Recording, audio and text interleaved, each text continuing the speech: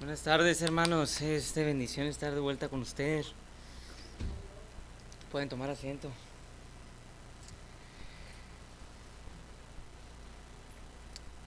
No he podido estar muy presente con ustedes porque he estado predicando en otras iglesias, pero estoy contento de estar aquí hoy. Hermanos, hay pecados que pesan y puede ser que no se vean, pero pesan.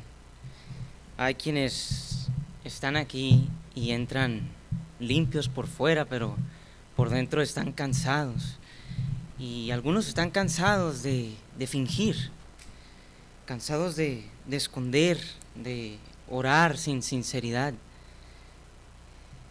Hermanos, el pecado tapado, el pecado escondido, trabaja en secreto y poco a poco va endureciendo la conciencia y apagando el gozo. Y Dios lo ve. Muchas personas creen que Dios no ve estas cosas o simplemente dejan de concientizar que Dios todo lo ve. Dios no descubre el pecado cuando es tarde. Dios lo vio desde el principio. Y no se espera a que usted confiese para que Él se entere. Dios espera que usted confiese para tener misericordia. Por eso Proverbios 28:13, que es el versículo que vamos a estudiar hoy, cae con tanto peso. La palabra de Dios dice: el que encubre sus pecados no prosperará. Esa frase, hermanos, no permite escondites. Y después de eso, en el versículo viene la esperanza. Dice: pero el que los confiesa y abandona hallará misericordia. Son dos caminos, dos respuestas reales, dos finales: encubrir o confesar y abandonar. Dice la Biblia no prosperar,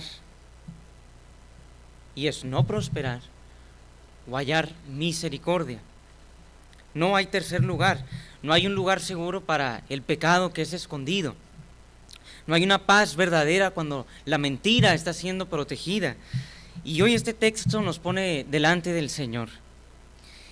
Y no lo hace para aplastarnos sin esperanza, sino para concedernos ver la verdad. El pecado tapado pudre, y el pecado confesado encuentra misericordia. Vamos a orar. Padre Santo, venimos delante de ti, Señor, con los pecados que tú ya conoces, Dios, y con defensas que no queremos ni podemos sostener. Te pedimos luz, Señor, para escuchar Proverbios 28:13, Señor. Danos humildad para dejar de cubrirnos y quebranto limpio, Señor, delante de tu santidad. Haz que tu palabra atraviese nuestra conciencia, Señor, que despierte al que está dormido, que humille al que es orgulloso, Señor, que consuele al que está herido. Te pedimos obediencia, Señor, para confesar y fuerza para abandonar. En el nombre de Cristo Jesús. Amén. Ok, entonces, este versículo, hermanos, es una sola línea bíblica, y este proverbio nos coloca dentro, nos obliga a que nos ubiquemos. Este texto alcanza a toda aquella persona que se cree fuerte, alcanza al que está cansado, al que ya sabe qué va a hablar, ya sabe con qué se va a excusar, alcanza al que ya tiene años en este lugar, al visitante, al joven que vive doble vida, y el corazón religioso que ya ni siquiera teme de Dios. Nadie queda fuera de este texto, hermanos, y esto es muy importante que lo entendamos. Cuando Dios habla así de el pecado escondido,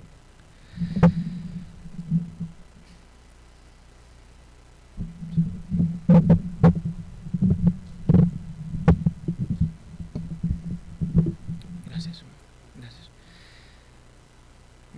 Cuando Dios habla así al pecado escondido, cada creyente queda con una de dos respuestas: o confesar y abandonar, o encubrir. Entonces el versículo no empieza con el pecado ajeno, empieza con el hombre que endurece, con la mujer que tapa, con el corazón que aprendió a sobrevivir escondiendo su pecado. Y ese es el primer camino, y Dios lo nombra sin rodeos, dice: el que encubre sus pecados. Habla de pecados conocidos, habla de pecados defendidos, habla de pecados guardados. Y luego Dios, vuelvo a enfatizar esto, nos dice: no prosperará, no florecerá delante de Dios, no tendrá camino limpio, no tendrá relación santa con Dios, no tendrá comunión sana. Y después el proverbio abre una puerta porque utiliza la palabra pero, o más, dice ahí la versión. Y esta palabra cambia completamente el movimiento del versículo, porque Dios no solamente desenmascara el pecado, sino que Dios llama. Dios pone misericordia delante de aquel que es culpable.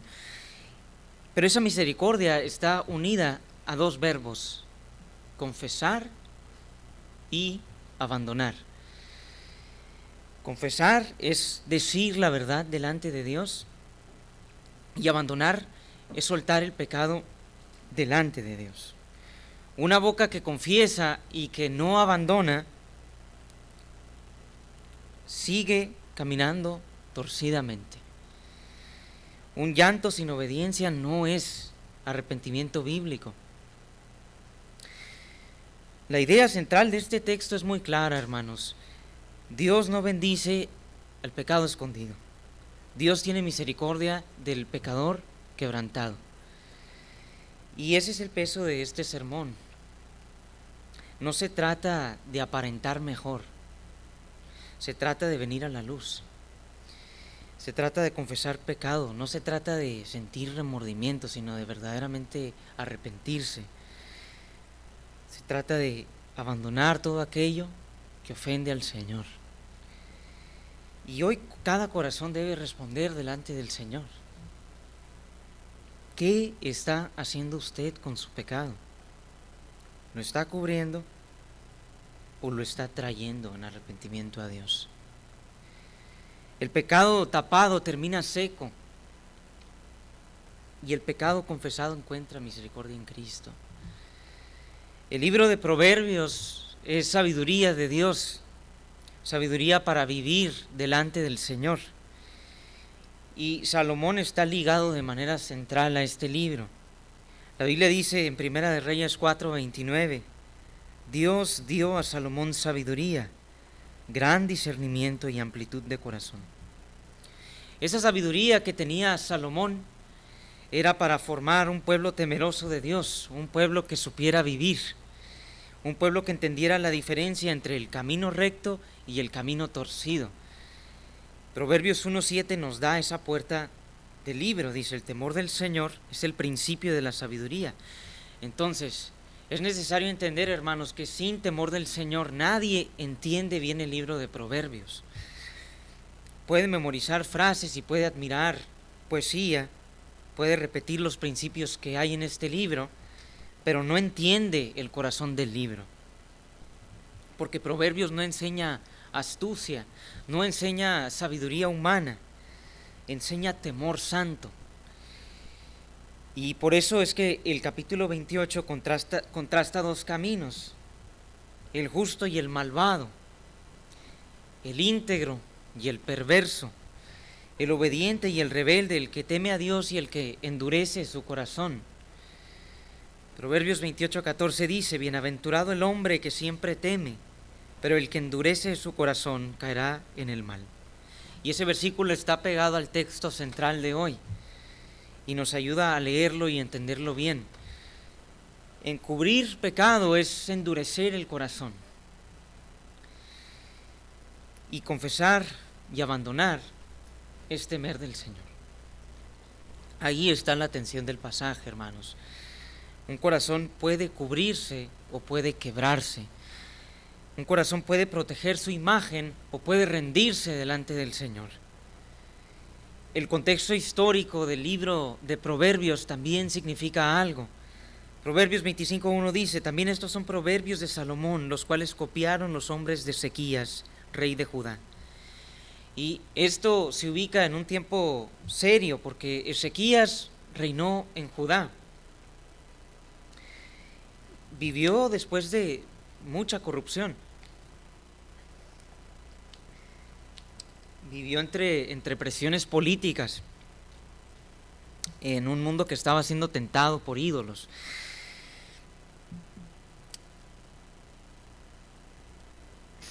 Y algo curioso es que había religión externa, pero había corazones divididos. Y hermanos, eso no está nada lejos del mundo hoy en día. Porque la iglesia también puede aprender a cantar con pecados escondidos. Puede servir con doble vida. Puede abrir la Biblia y cerrar el corazón delante del Señor. Puede usar un lenguaje santo y tener las habitaciones de su ser oscuras, en pecado. Eso es lo que este proverbio atraviesa, hermanos. No ataca al pagano que está lejos de Dios solamente, sino que ataca al religioso cubierto, ataca al creyente tibio, al oyente distraído, al que ya no tiembla.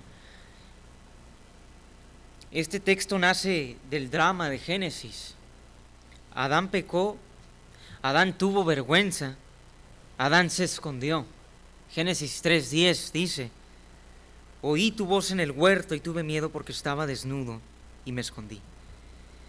Y ahí empieza la vieja costumbre humana, hermanos: pecar, temer y taparse. Y Dios no aceptó el escondite. Dios llamó a Adán a la luz. Ese mismo Dios es el que nos habla en Proverbios 28:13. También habla en David.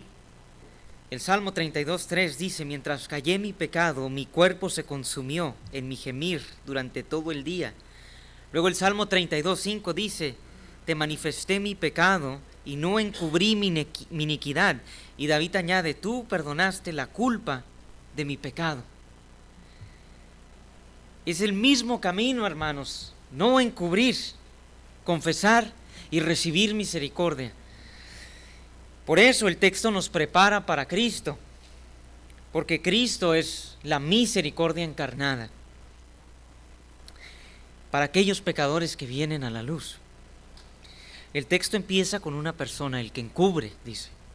No empieza con una idea, empieza con un hombre, empieza con una mujer, empieza con alguien que está delante del Señor. Y ese alguien puede estar aquí hoy en este lugar.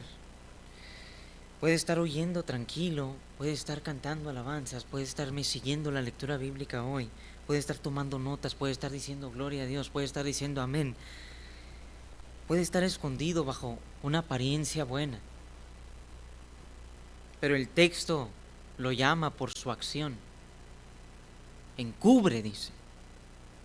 Esa palabra es fuerte. Encubrir es cubrir o tapar algo. Ocultarlo, poner algo encima, hacer que no se vea. Y el pecado no desaparece solamente por el hecho de que uno lo cubra, sino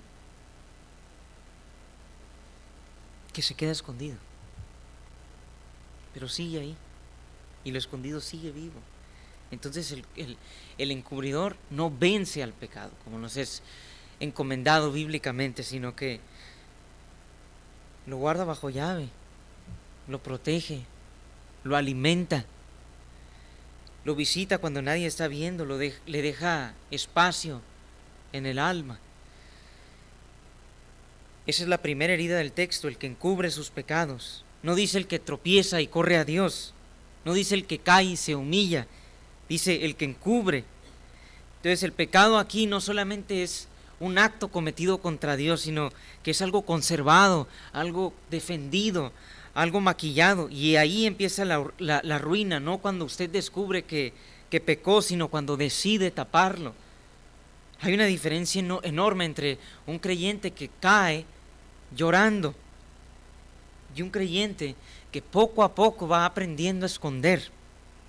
Uno está herido y el otro está endureciéndose. Uno necesita restauración y el otro también necesita despertar. Porque el pecado escondido enseña al corazón a mentir. Y lo peor es que le enseña a mentir sin sentirse mentiroso. Le enseña a que ore sin rendirse al Señor. Le enseña a vivir dividido. Por eso el texto dice sus pecados, no dice sus problemas, no dice sus luchas, no dice sus errores, dice pecados. Y Dios no nos permite que suavicemos ese nombre. El pecado es pecado. Hermanos, mentir es pecado. Codiciar es pecado, aborrecer es pecado, envidiar es pecado, insultar es pecado, murmurar es pecado, manipular es pecado, guardar amargura es pecado. No basta con decir, es que estoy batallando. Santiago 1:14 dice, cada uno es tentado cuando es llevado y seducido por su propia pasión. Entonces, no puede alguien llegar y culpar al ambiente. No puede llegar a alguien y querer culpar al cansancio. No puede llegar a alguien y querer culpar la presión. El texto dice su propia pasión. Eso quiere decir que hay algo adentro. Y Santiago 1:15 sigue, dice, después, cuando la pasión ha concebido, da a luz el pecado. Y cuando el pecado es consumado, engendra la muerte. Vean la progresión, hermanos. Pasión, pecado y muerte. El pecado no se queda como niño, el pecado crece. El pecado tapado va madurando conforme va pasando el tiempo. El pecado protegido va abriendo caminos, va creando costumbres. Y lo peor es que después la gente cree que lo controla, pero es todo lo contrario. El pecado lo está controlando a él. Esa es la mentira mortal del encubrimiento, hermanos. El encubridor cree que guarda un secreto, pero en realidad el secreto lo está guardando a él. Luego viene la sentencia en el versículo, dice, no prosperará. Dios no dice, no se sentirá bien, dice algo más, no prosperará. ¿Qué quiere decir eso? Que no va a avanzar bajo la bendición de Dios, no va a tener camino serio, no va a tener camino santo, no va a florecer espiritualmente hablando, no va a tener una comunión limpia con el Señor, ni paz verdadera delante de Él. Puede prosperar por fuera, puede ganar dinero, puede recibir aplausos, pero delante del Señor no prosperará. La falsa doctrina de la prosperidad ha robado esta palabra. La ha reducido a dinero, a mercado religioso. Y eso es corrupción, porque aquí prosperar no significa tener más cosas. Aquí prosperar es caminar bien delante del Señor. Un alma puede tener su cuenta bancaria llena y un espíritu seco, endurecido. Puede tener una casa grande y una conciencia encarcelada por el pecado.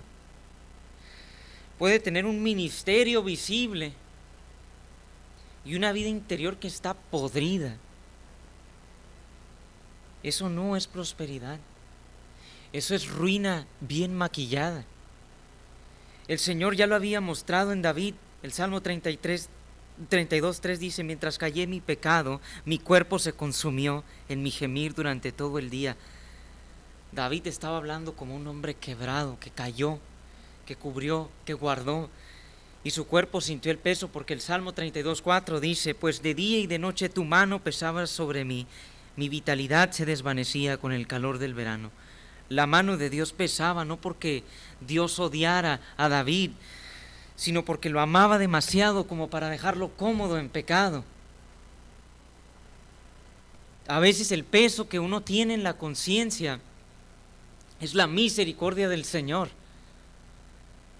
A veces la inquietud que usted ignora o que usted quiere apagar es misericordia de Dios. Es la mano de Dios llamándolo. No corra a silenciarla, no se apresure a querer distraerse. Escúchela. No se quiera medicar espiritualmente distrayéndose con otras cosas. Vuelva al Señor. Porque David tenía corona, David tenía palacio, tenía reputación, tenía un historial espiritual, pero mientras encubría su pecado, no prosperaba. El pasado espiritual no perdona el pecado presente. El texto no se impresiona con su biografía, con lo que usted ha hecho en el pasado, con lo que está por hacer. No, dice: el que encubre sus pecados no prosperará. Números 32:23 dice: tengan por seguro que su pecado los alcanzará. ¿Qué frase? Su pecado los alcanzará. Usted puede correr más rápido que la gente, pero no más rápido que Dios. Puede borrar mensajes, pero no puede borrar la memoria delante del Señor. Puede cambiar versiones, pero no puede cambiar la verdad. Puede construir coartadas, pero no puede construir un refugio delante de la omnisciencia del Señor. Proverbios 15:3 dice: los ojos del Señor están en todo lugar, observando a los malos y a los buenos. Todo lugar, hermanos, en la sala, en la oficina, en el trabajo, en su cama, en la pantalla, en el carro, en la conversación privada, en la intención escondida. Los ojos de Dios están exactamente ahí. Hebreos 4:13 dice: no hay cosa creada oculta a su vista, sino que todas las cosas están al descubierto y desnudas ante los ojos de aquel a quien tenemos que dar cuenta. No le deja aire esta frase a las mentiras, porque con Dios no hay ningún rincón privado, hermanos, no hay ninguna sombra segura, no hay pecado anónimo. Por eso encubrir es una locura. O sea, taparse delante de Dios es como querer taparse del sol. Adán intentó eso debajo de una hoja seca.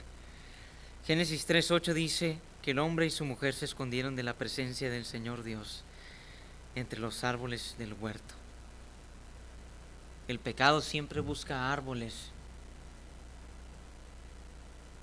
algo detrás de lo cual vivir, un árbol que se llama excusa, un árbol que se llama silencio, un árbol que se llama religión, que se llama comparación, un árbol que se llama pero todo mundo lo hace. Pero Dios llamó a Adán y Dios sigue llamando en este mismo instante. No porque Dios ignore en dónde está usted, sino porque quiere sacarlo a la luz. Ahora el proverbio gira, dice: pero, esa palabra es misericordia, hermanos. Después de la sentencia, Dios abre un camino. Dios muestra la medicina. Después de haber expuesto al encubridor, Dios llama al quebrantado, pero el que los confiesa. Confesar no significa avisarle a Dios. Recordemos que Dios ya sabe. Confesar es dejar de pelear contra la verdad, es ponerse de acuerdo con Dios, es llamar pecado a lo que Dios llama pecado. Es decir: Señor, pequé, sin adornos, sin defensas, sin excusas, sin reducir, sin echarle la culpa a alguien más. Ese fue el camino de David. Salmo 51:3 dice: porque yo reconozco mis transgresiones y mi pecado está siempre delante de mí. David ya no está hablando de las circunstancias, está hablando de sus transgresiones. No dice, la presión me llevó, tampoco dice, otros también fallaron, Señor. No dice, fue un momento oscuro, dice, mi pecado. No el pecado de mi familia, no el pecado de mi pasado, no el pecado de mi contexto, mi pecado. Después David dice en el Salmo 51:4, contra ti solo he pecado y he hecho lo malo delante de tus ojos. David ya había dañado vidas, había dañado a otras personas, pero entendió primeramente esto, que todo pecado es primero contra el Señor. Esa es la diferencia entre el remordimiento y el arrepentimiento. El remordimiento llora por las consecuencias de su pecado, llora ofendido contra Dios.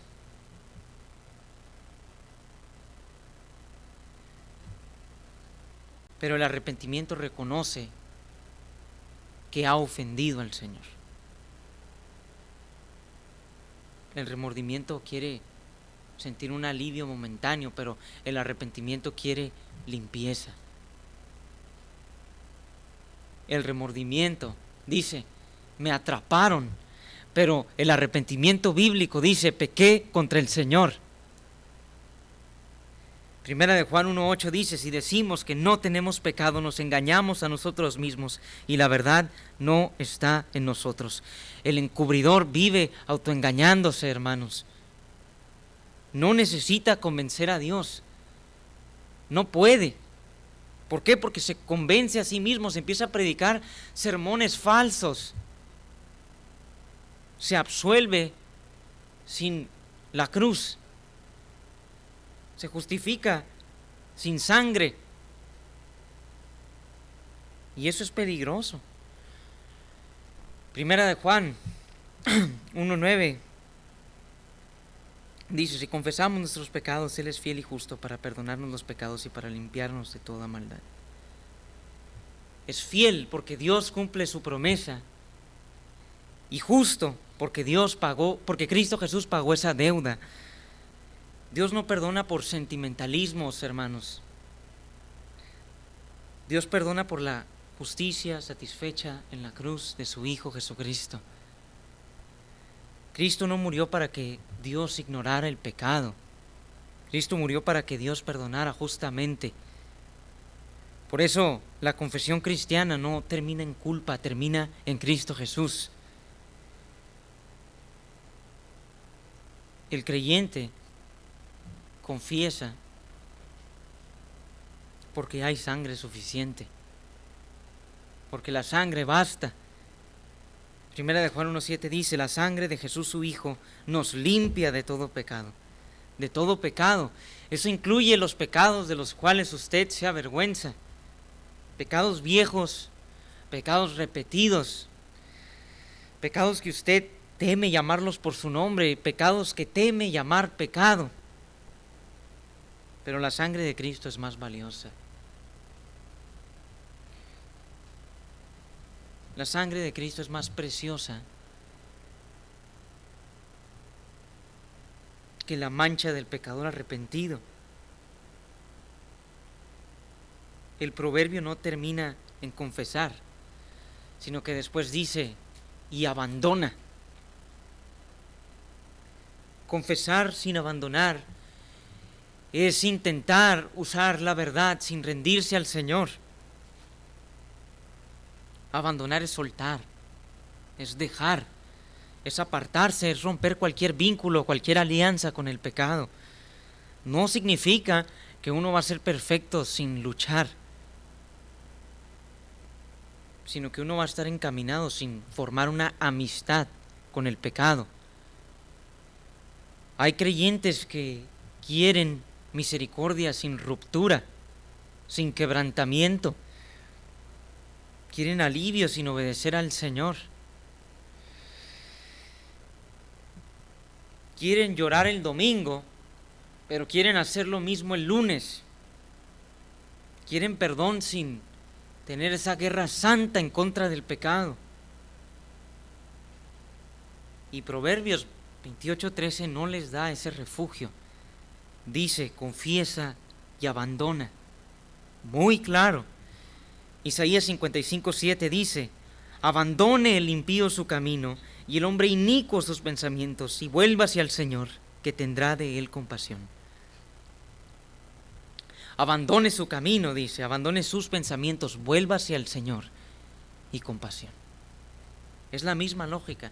No se puede volver a Dios mientras se está protegiendo el camino pecaminoso, mientras se está protegiendo el camino viejo, mientras se está protegiendo los hábitos que van en contra de la santidad del Señor.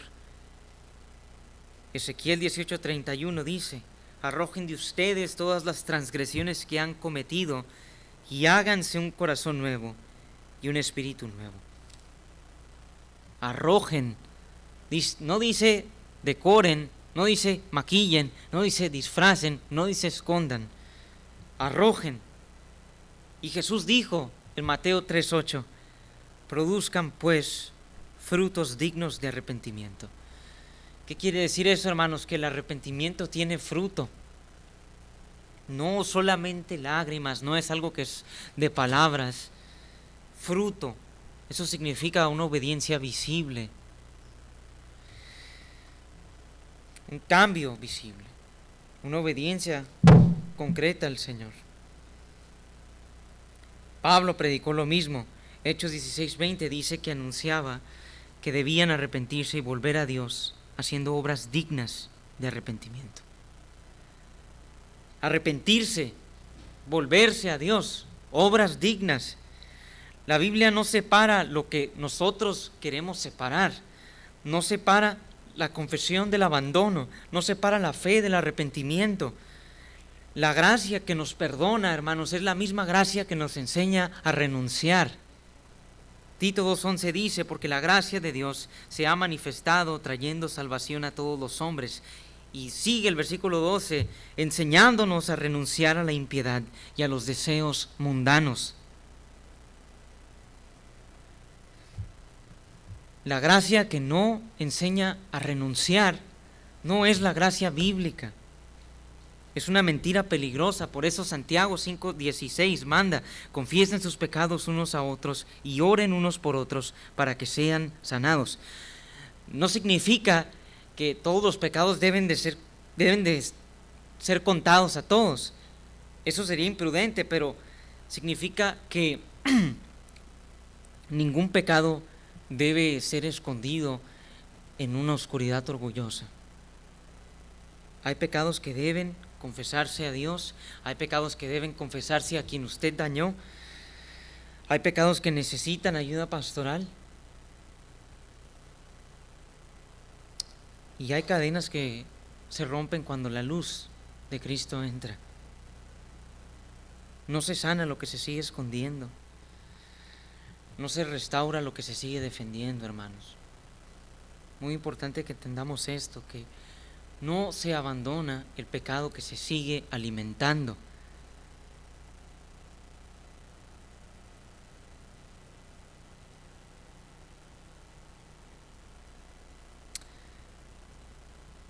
No todo se cuenta a todos, pero nada se esconde de Dios, hermanos.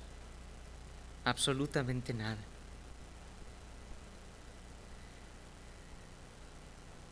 Dios trae a la luz el pecado para matar esa mentira, para sanar el alma, para restaurar al caído, para limpiar a su pueblo. Por eso es que Gálatas 6:1 dice, hermanos, aun si alguien es sorprendido en alguna falta, ustedes que son espirituales, restauren un espíritu de mansedumbre. Escuchen esa palabra, restáurenlo. No dice destrúyanlo, no dice avergüéncenlo, no dice aplástenlo, dice restáurenlo. La meta no es pisar al hermano caído, la meta es levantarlo en verdad. Pero el texto también dice, mirándote a ti mismo, no sea que tú también seas tentado. Eso humilla a todo aquel que quiere sentirse superior. El hermano que ayuda también necesita gracia. El pastor que corrige también necesita misericordia. El creyente maduro también debe temer del Señor. Nadie restaura bien si olvida que él también puede caer.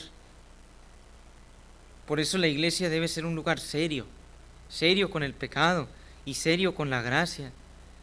Si solamente hay dureza en contra de aquel que cae, la gente aprende a esconderse.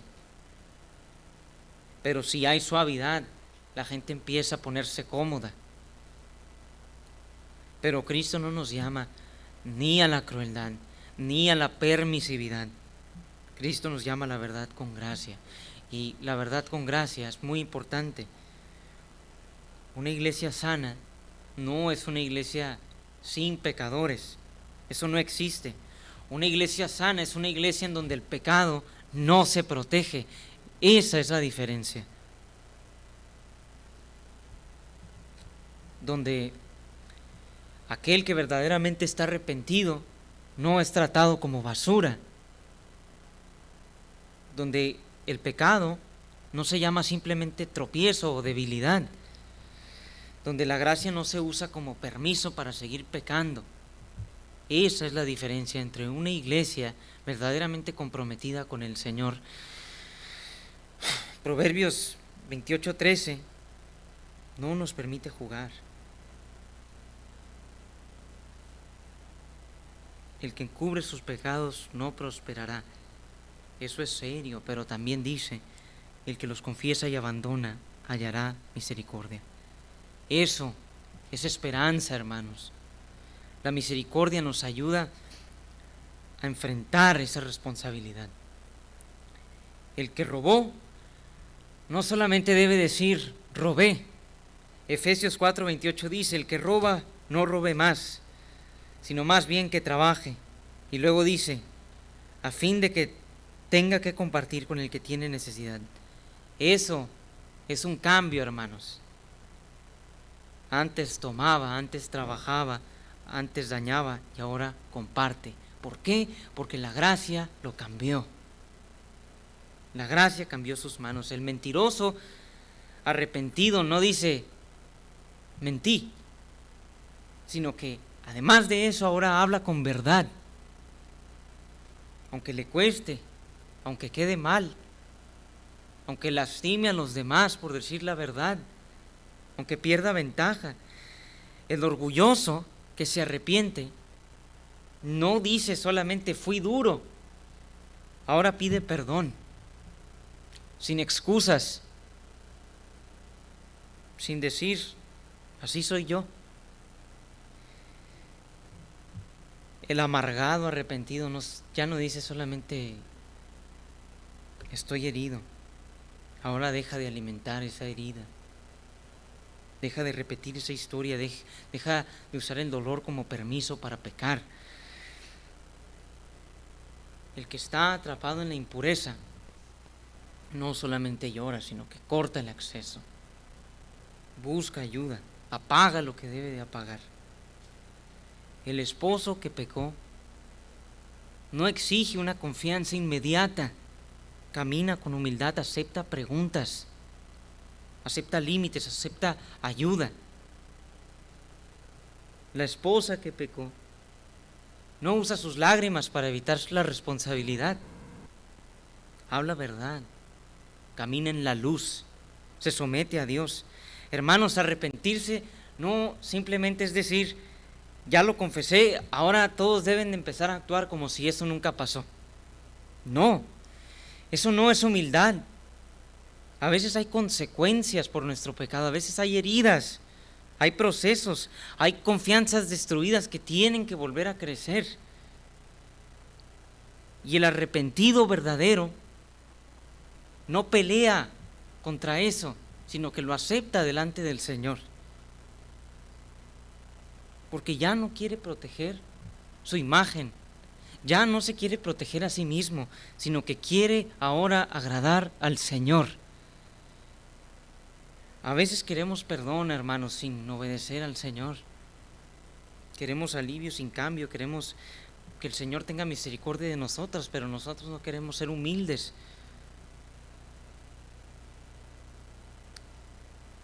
Dios nos ama demasiado como para dejarnos así. Es por eso que la misericordia del Señor perdona de verdad, pero también nos enseña que debemos caminar en verdad. No todo se arregla en un día, pero todo debe ponerse delante del señorío de Cristo. El pecado, la culpa, las consecuencias, las relaciones, la vergüenza, todo eso. Y escucha esta promesa ahora. Salmo 51:17 dice: los sacrificios de Dios son el espíritu contrito. Al corazón contrito y humillado, oh Dios, no despreciarás. Dios no desprecia al corazón quebrantado. Dios no desprecia al pecador que ahora se acerca a Él sin máscaras. El mundo puede señalarlo y Satanás puede llegar y acusarlo. Su memoria puede llegar y atormentarlo, pero Dios no desprecia al que viene humillado ante Cristo. No venga actuando, venga quebrantado delante del Señor. No venga negociando, venga rendido, no explique demasiado, sino que acérquese al Señor diciendo la verdad. Venga entero, porque la misericordia, hermanos, no es para la máscara, ya lo vimos en el versículo, es para el rostro que está descubierto, para el que no está escondiendo nada. La misericordia no es para el que está buscando excusarse, sino que es para el pecador que verdaderamente está arrepentido. Y si hoy usted necesita hablar, hágalo con sabiduría. No salga corriendo, no diga las cosas sin pensar. Ore, pida dirección y busque a la persona correcta. Hable directamente, no suavice el pecado. No esconda lo importante, ni deje los detalles necesarios fuera del contexto. Sea claro, sea humilde, sea responsable y acepte ayuda. Algunos necesitan confesar, no necesitan estar llorando nuevamente por lo mismo. Necesitan sacarlo a la luz y sobre todo, hermanos, necesitan voltear a ver a Cristo Jesús.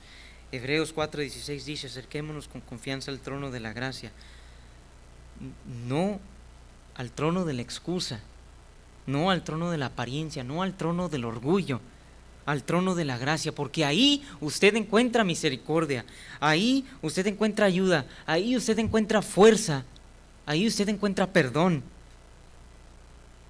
Ahí Cristo recibe al pecador que viene arrepentido. Y Cristo levanta al que ya está cansado y no quiere seguir viviendo escondido. El texto termina con una promesa: hallará misericordia. Es un final hermoso, hermanos. ¿Por qué? Porque no hallará rechazo del Señor. No hallará humillación eterna, no va a encontrar una puerta cerrada. Hallará misericordia.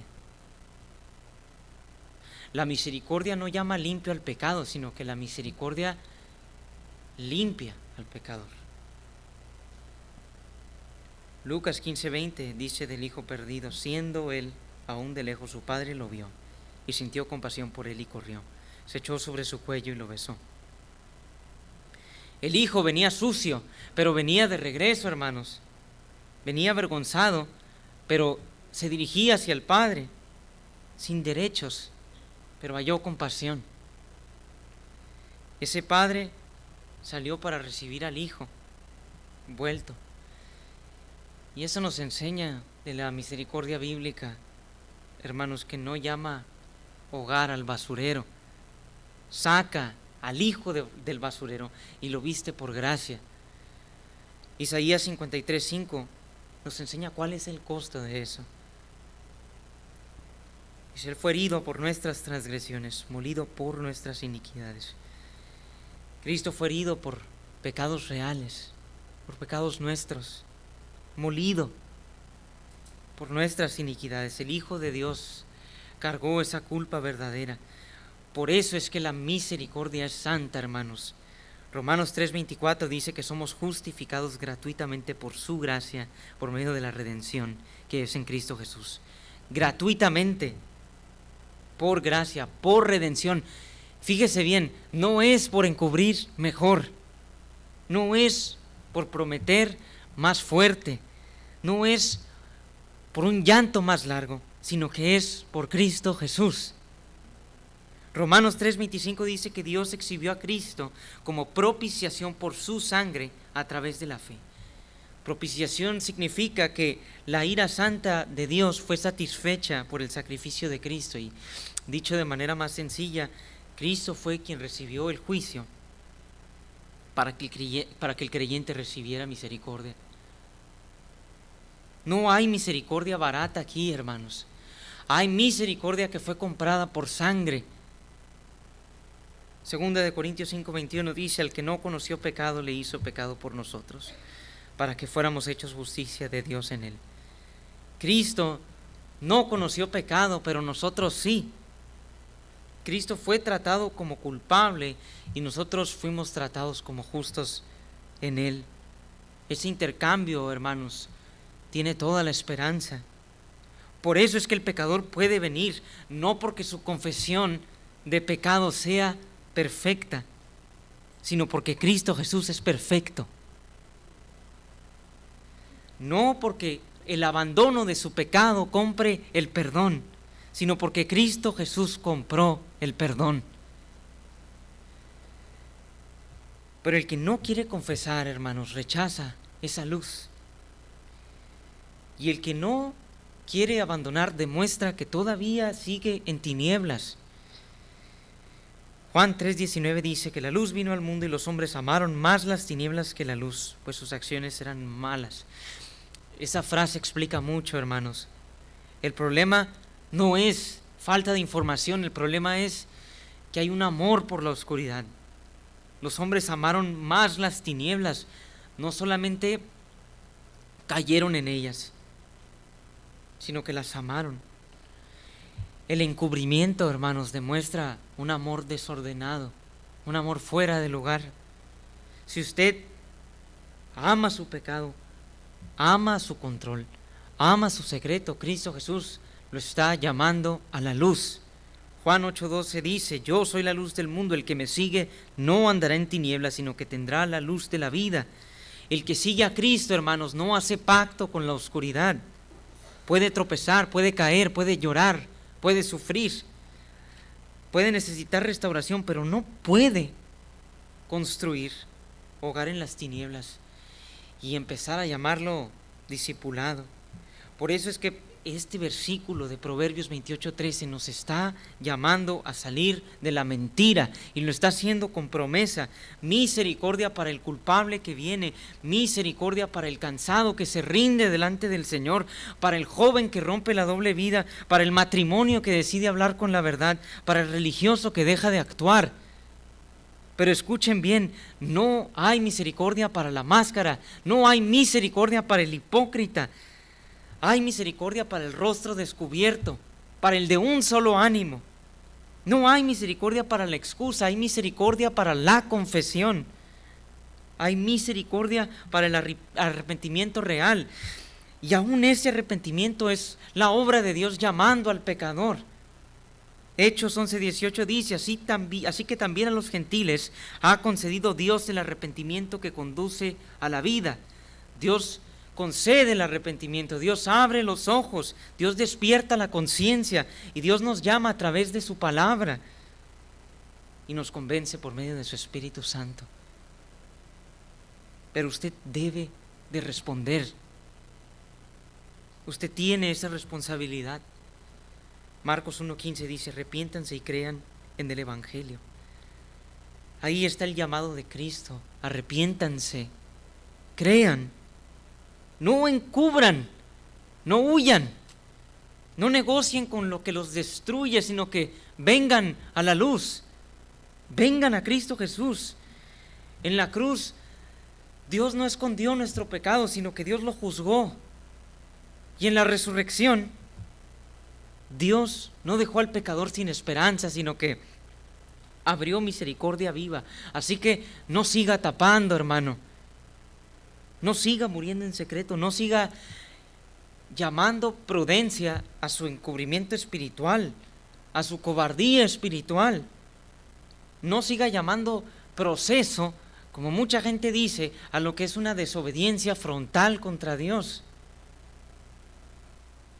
No siga diciendo que es una lucha si usted sabe internamente que no quiere abandonar su pecado. La pregunta queda abierta, y no para la gente de afuera, sino para usted.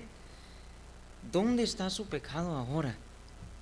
¿Bajo una excusa o bajo la sangre de Cristo, confesado, abandonado, perdonado, limpiado por la misericordia divina? El encubrimiento, hermanos, endurece y la confesión abre. El abandono confirma, la misericordia recibe, y esta doctrina es clara, hermanos. Ahora cae sobre nuestras conciencias. ¿Qué está haciendo usted con su pecado? No el pecado ajeno, no el pecado de su hermano, no el pecado de su hijo, con su pecado. No con el pecado de su pasado solamente, con el pecado que todavía sigue protegiendo, con ese que sigue activo. Algunos han aprendido a vivir cubiertos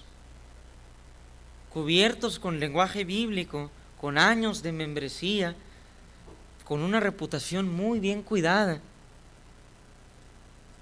Pero Dios no está mirando esa cubierta.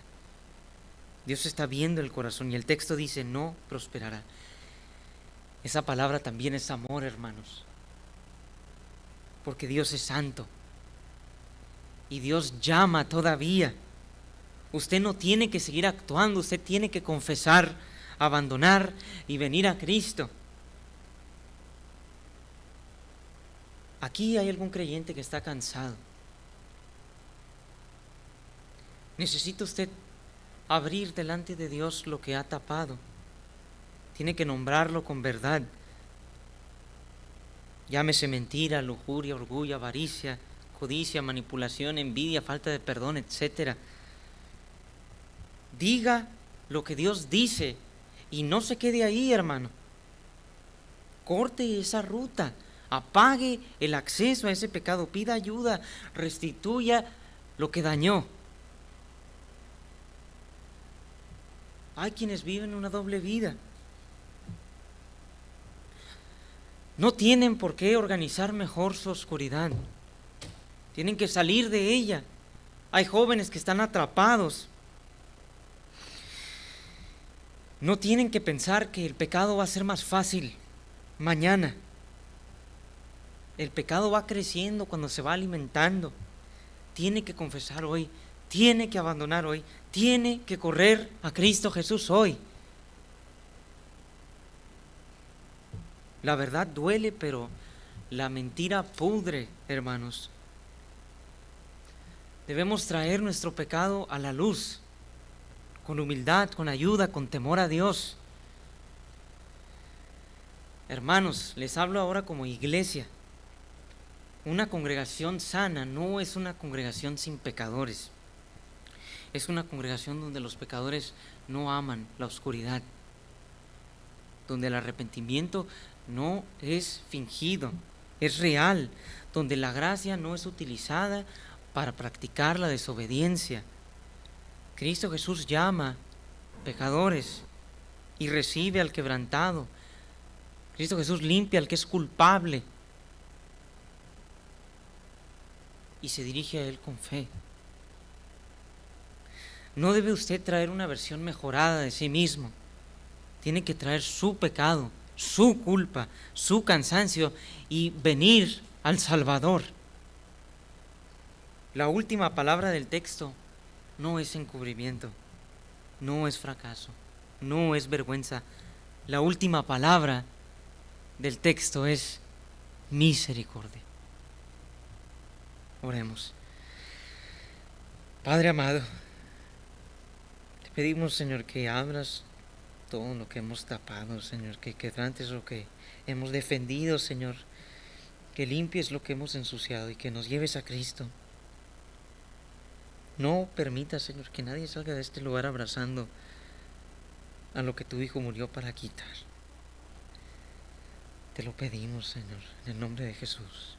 Amén.